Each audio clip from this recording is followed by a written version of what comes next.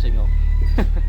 Pramrang ayan mga kabro. Itong motor ni boss Kaliskis TMX 155, palitan sana natin ng timing gear.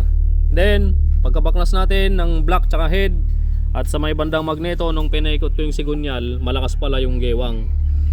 Ayan, magnitude 8.5 to mga kabro. Malakas. So kapag pinalitan natin to ng timing gear nang hindi naka-align yung sigunyal, katagalan, iingay din at iingay kaagad yung timing gear niyan dahil hindi maganda yung lapat ng timing gear at saka cam gear na ikakabit natin kung ganyan yung align ng sigunyal. Kaya ang hatol dito dapat overhaul para maganda yung align ng sigunyal, maganda yung lapat ng timing gear at cam gear. So ganoon yung ginagawa natin dito. Hindi natin ipipilit na boss, hindi natin ipipilit na palitan ng timing gear ng ganyan kalakas yung gewang nya. Sayang lang din yung timing gear. Alright, boss. Gastos manan. Ayan, so ganun po yung ginagawa namin. Okay? Financer. Asan po yung financer? Ayan po, tinawag po ni bossing yung financer niya. Ayun. Papalamig sa silong ng mangga. Okay.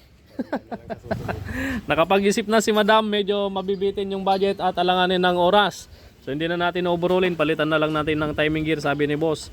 Di baling may konting gewang na daw. Ang sabi ko naman kay boss, hindi ito 100% na tatahimik. Medyo medyo merong konting ingay pa rin kasi ganyan yung sigunyal niya.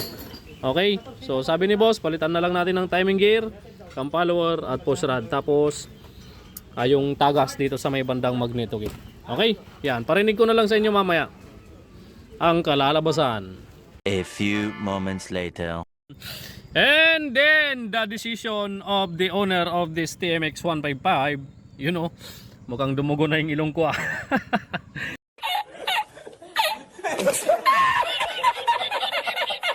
Okay, yung decision ni bossing, ayan, hindi muna natin in-overhaul. Ang gusto ni bossing, palitan na lang muna ng timing gear dahil mabibitin yung kanyang budget.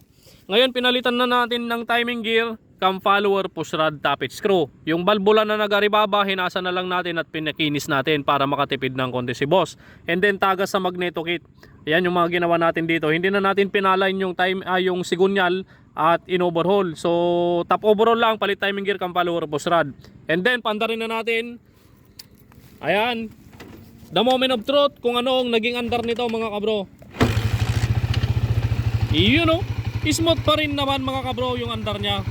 Ayan, smooth pa rin.